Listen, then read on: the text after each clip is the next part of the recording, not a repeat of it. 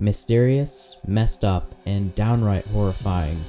All things that the internet can be, and is, every day. But the internet is only a way to document and communicate things. All of its mysteries always inevitably tie into the real world. From creepy YouTube videos to recordings of voicemails, implicate real conspiracy theories, unnerving websites, to real experiences with the paranormal. You get the idea. And nothing says a cool, dark night like some internet mysteries. So grab a snack and get comfy for Disturbing Internet Posts, Volume 5. Thank you for watching. Join the Patreon and commence the digital funeral.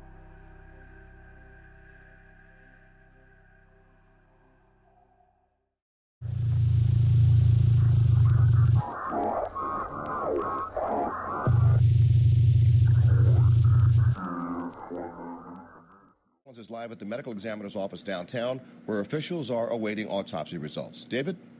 Well, reporting a death is mandatory under a hospital setting or if the person is under 1 year old.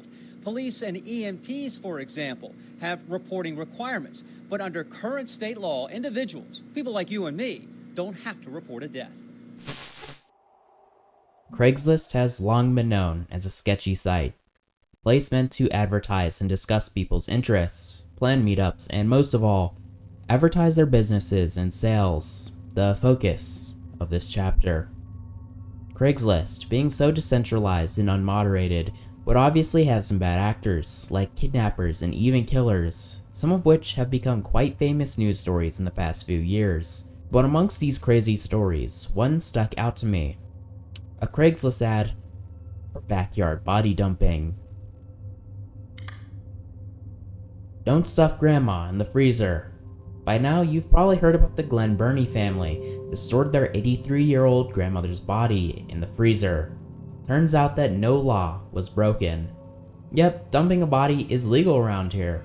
Healthcare workers and other professionals are required to report deaths, but ordinary citizens are not. And apparently no state law prohibits the burial or storage of a body on private property. I'm a laid-off Baltimore area homeowner. After 10 months of unemployment and future looking even more grim, I'm willing to consider my backyard to be used for body dumping. Call it private burial if you prefer. I could probably take half a dozen bodies without arousing the attention of neighbors. Wouldn't hurt to have one under the garden too. Me, a discreet Baltimore County homeowner with half-acre of easily tillable property on a quiet dead-end street. You, an individual, not a healthcare worker or a professional required to report a death, with the awkward inconvenience of disposing of a deceased relative, friend, colleague, or acquaintance. You must provide your own trash bags, tarp, quicklime, shovel, and so on. Might be able to hold a flashlight, but I won't do any heavy lifting. Accidental deaths or natural causes only. I'm not going to get involved with any shenanigans with Omar wannabes. I will not be a participant in or an accessory to any sort of crime. This is a limited time offer. Act now before the state legislature changes the law, and if and when the law changes, measures fell 10 years ago after 1999 incident, you'll be grandfathered, literally and figuratively. Price is negotiable, serious inquiries only. So, right off the bat, I'm sure most of you have some questions. Let's go in chronological order. First, who is this Glen Burnie family, and what is this about their grandmother in the freezer? In 2009, the 83-year-old citizen of Maryland, Doris Cook, died after having been sick for years prior, and instead of reporting it, her daughter put her body in the freezer and told nobody. Suspicious, right? But an investigation was conducted and no foul play was found, and it was ruled that, yes, if you aren't a medical professional, you don't have to report deaths or give bodies to the police, and it is not assumed that you have anything to hide. Just that American freedom, they said. See her, but she was not in her room. Patrick's aunt told him to look in the freezer. He found his grandmother in a freezer under a beach blanket and called 911. The family members had actually placed the body in the freezer several weeks back when the person was apparently deceased. Patrick's aunt, Donna Caldwell, lived with his grandmother in a first-floor apartment. Patrick says of course he asked why does she put her mom, his grandmother, in the freezer instead of calling police. He says Donna told him, "Mom made me promise to keep her away from everybody. Mom said no one ever visited her when she was alive and she didn't want anyone to see her after she was gone." Family members say Doris never fully recovered from a heart attack. She was bedridden, unfortunately.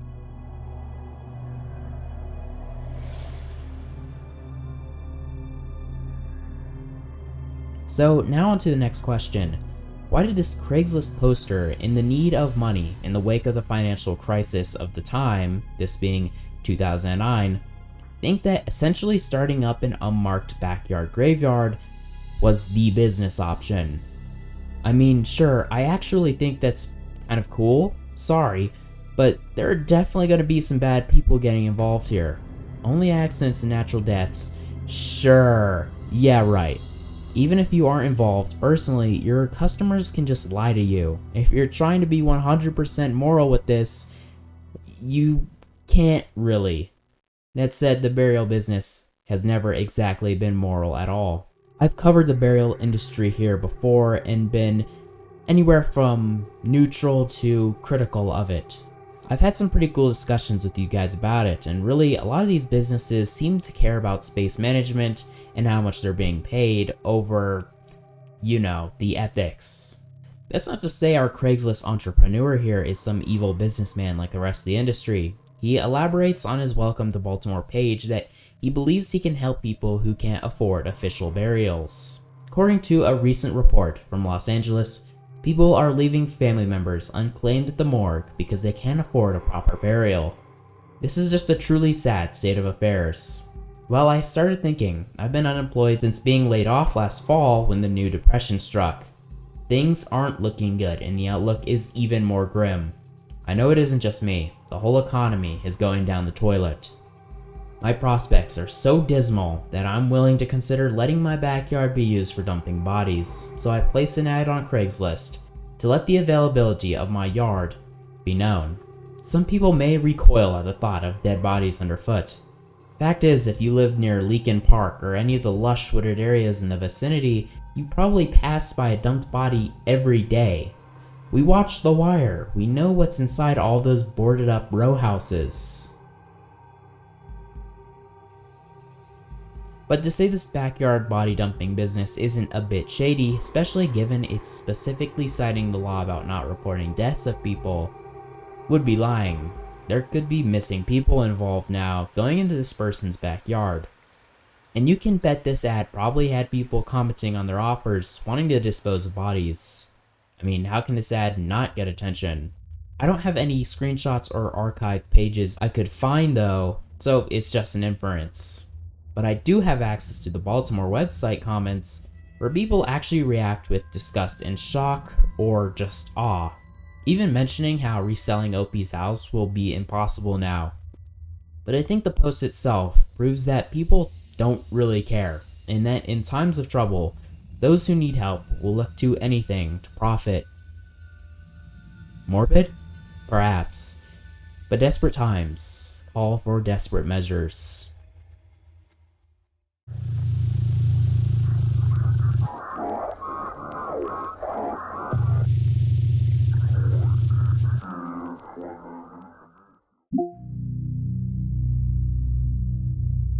This wouldn't be the first time in this series that I've covered a strange website involving spirits of the deceased contacting our world. However, this is a bit different. While AfterDeath.com from Disturbing Post Volume 3 was meant to be more uplifting and religious in nature, GhostStudy.com was meant to be a creepy and academic, using that term loosely, forum for finding and discussing evidence of the paranormal. Throughout the years, GhostStudy would see several new makeovers to its user interface and its functionality, but one thing would remain the same. The people using it, for the most part, believed in ghosts and actively pursued them to prove that an afterlife did exist. Many discussions would take place, and in this segment, I want to highlight a few of them. On one thread, users were prompted to drop links to items on eBay that were allegedly haunted. I wish I could explore these links people drop, but not even the Internet Archive has these pages anymore. but based on the text, we can see that haunted wheelchairs, dolls, and even signs are being discussed. EVP recordings caught near these objects by their owners, who desperately want these things auctioned off. But not without a profit first, am I right? There are people who mention earrings that carry jinn, and even a haunted shower cap. This is crazy. Another post I thought I'd point out is the Ouija board poll, which asked, are Ouija boards an effective means of communication with the other side? With the options, yes, I use one all the time and have success in communicating with the spirit world. Nope, it's all just power of suggestion and nothing more than a parlor trick. Undecided, not sure what my opinion is. And I've used one in the past and will never use one again. The majority, as you should expect, chose the scary and mysterious option. This is killing me. I'm not hating. I find this all super cool, but it's funny to me that the one you'd expect early 2000s forumers to pick is the one they pick by a long shot, with the second most picked option being that they've just never used a Ouija board so they can't speak on it. Wonder how many of never again people were just trying to seem cool to, I don't know, themselves?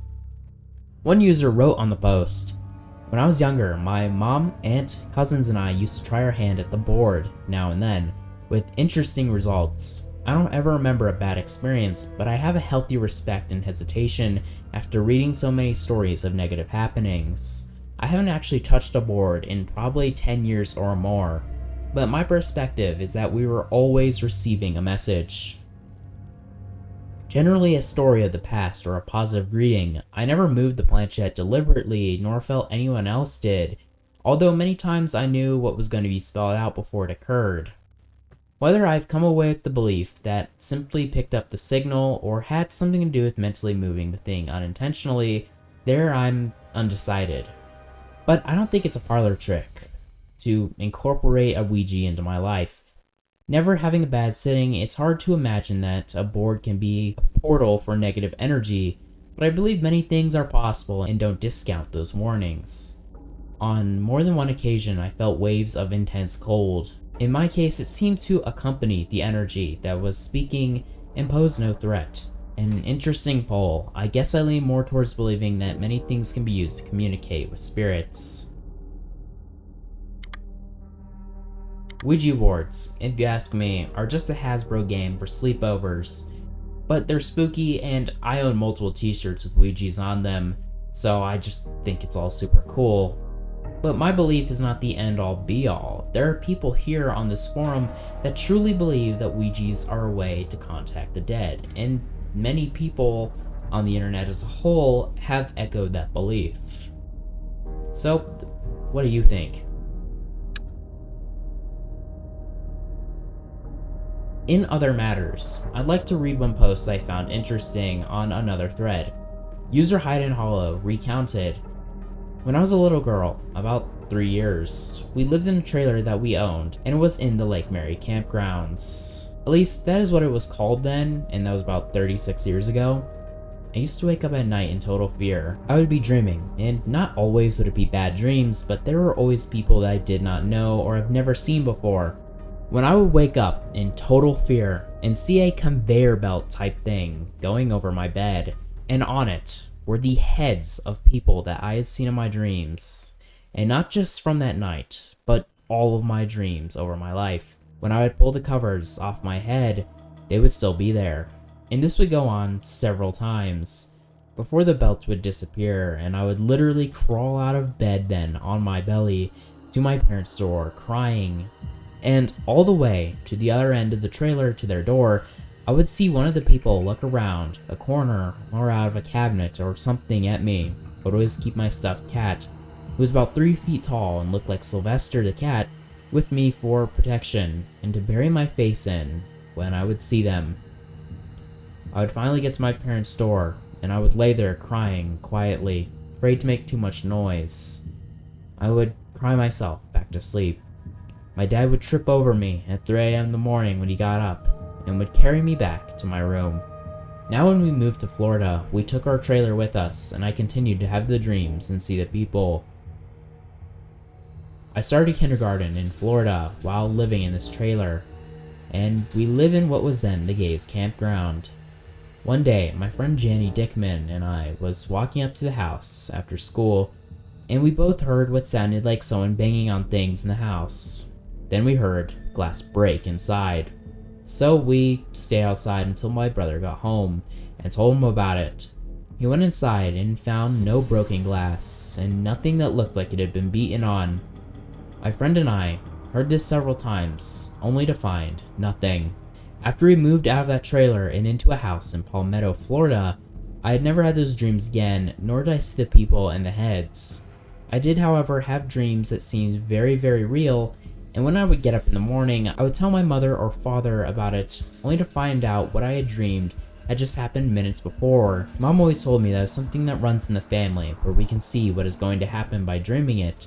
Mom even told me about a time her friend lost her wedding rings, and every night for 4 nights, Mom would dream of her rings and tell her friend about the dream, that they were in a curtain or behind something. And on the 4th dream, she told her friend to look behind some gloves on a nail outside in a small building. So her friend looked in the garden shed on the nail that she had her garden gloves on, and there they were. I still have dreams like that once in a while, but not as often as it used to be. Any thoughts or suggestions on this whole thing? This is very likely a case of childhood night terrors, a very common phenomenon with kids, but the OP asserts that the dream stopped only after they moved out. It's still unnerving nonetheless, and goes to show you what kind of things people can consider potentially paranormal.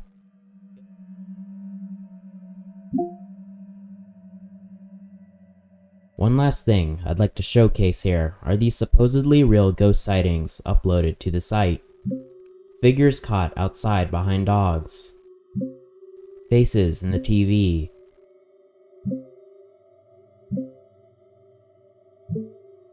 Frantic lights caught at the infamous Winchester ghost house, and even outside too.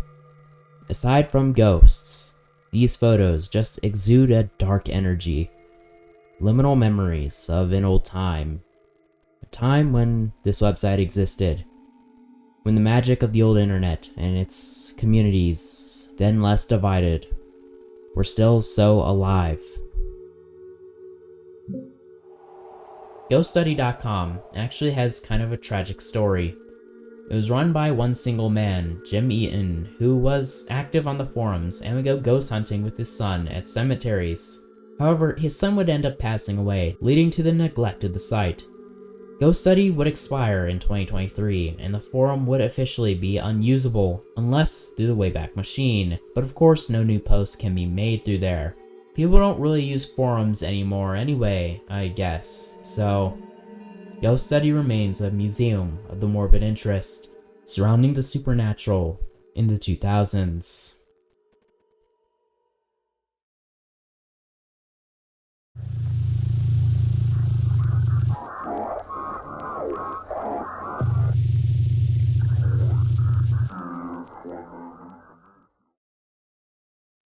It's June 28th, 2022, and Reddit user JazzLikePut6188 would upload a short but very intriguing post to the subreddit RBI, a community covered in several recent videos of mine for its abundance of internet mysteries. The post was titled, "I received what seems like a coded message from a blocked caller on my voicemail." And this was the attached video, a screen recording of their voicemail inbox, and a transcript, of course, attached.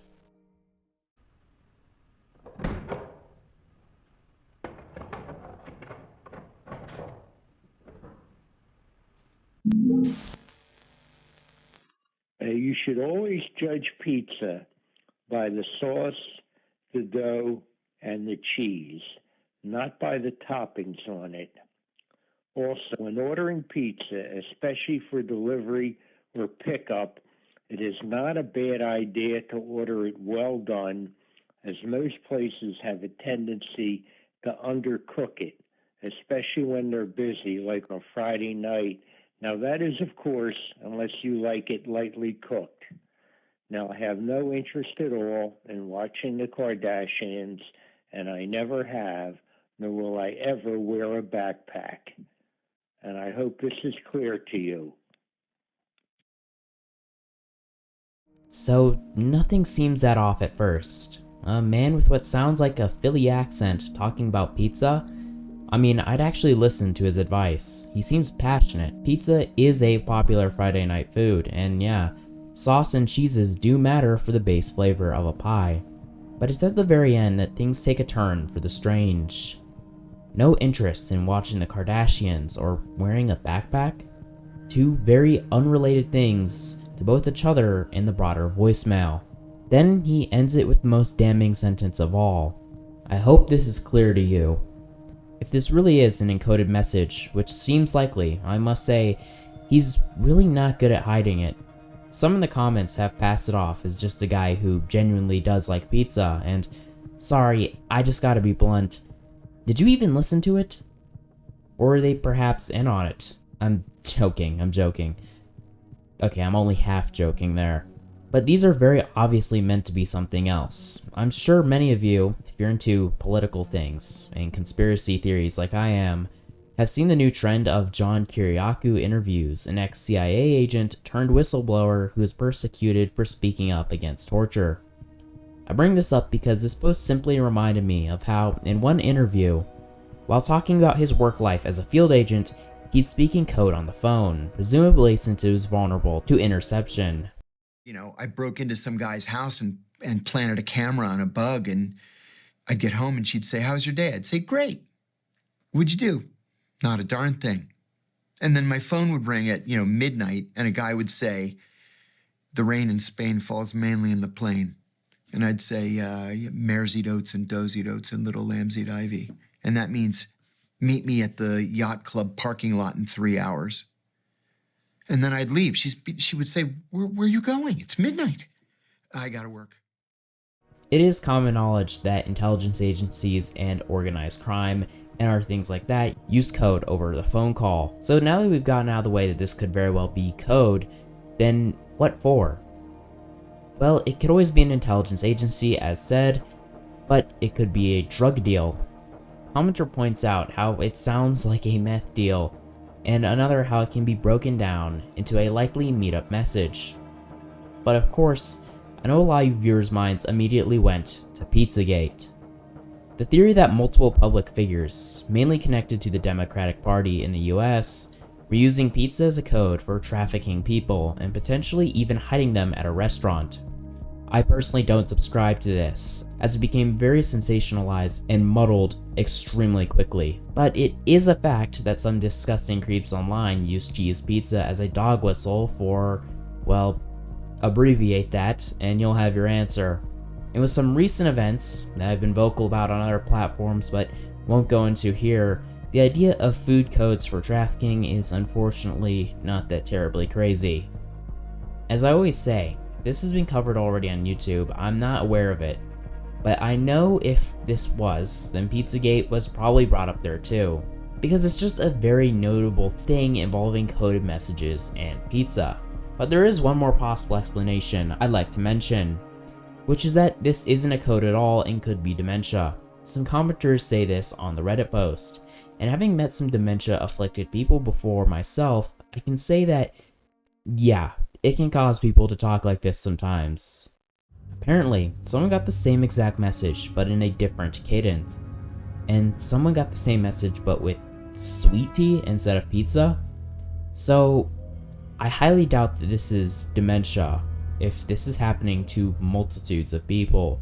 What is this really? And why are all the wrong people receiving these calls? We know that the OP had changed their phone number, but what about these other people, the sweet tea person, and so on? This was 4 years ago, and like many of these Reddit posts, we never got an update.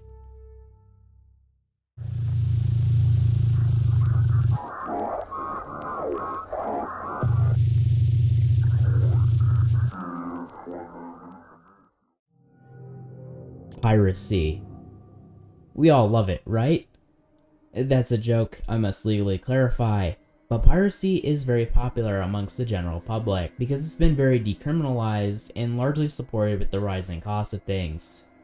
That said, sometimes these sites can get real weird, with viruses, keyloggers, and very strange copies of things. You open up a movie link on the TV or out in public on your computer, just hoping it's actually the movie and not something NSFW you're gonna be seen as a freak for, if you know what I'm talking about. Other times the copy may just be really bad, somebody is recording in the theater. I think I even saw one post one time where someone had pirated a movie entirely through their glasses reflection. It's utterly crazy.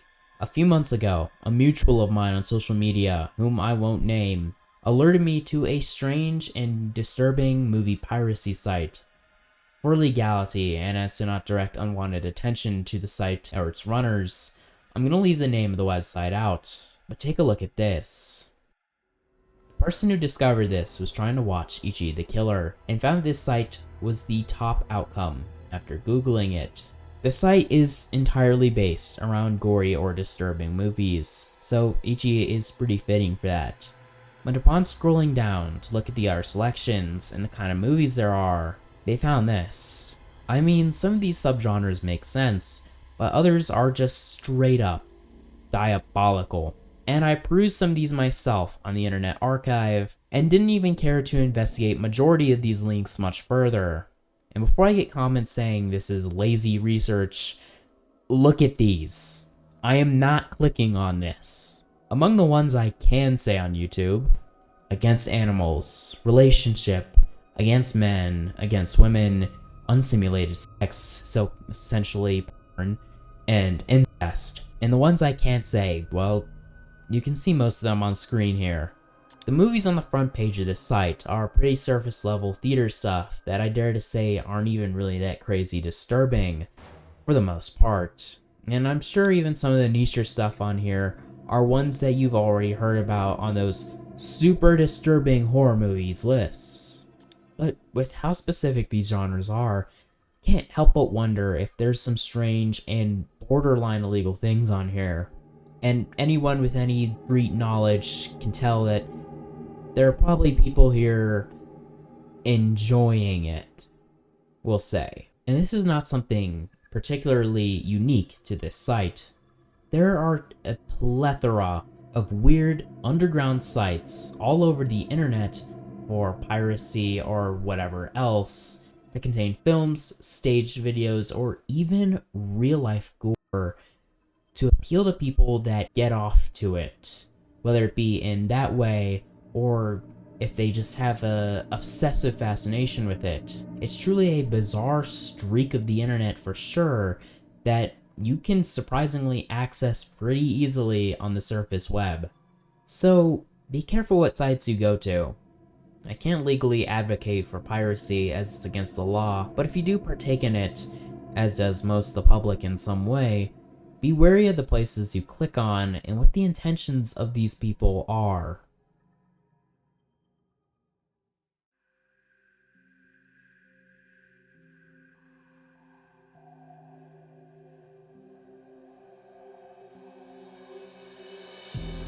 And that's where I'll end it tonight. Disturbing Internet Posts, Volume 5. You guys seem to love this series. It's by far my best performing on this channel, and has been for a long time. So I'll assume you guys want more in the future. But if you do, go ahead and leave a comment anyways so I know. I want to see your discussions as long as they're civil, but also do it to show your support for the series so I can continue to make these. Stay safe, be careful with what you see on the internet, and don't stay up too late.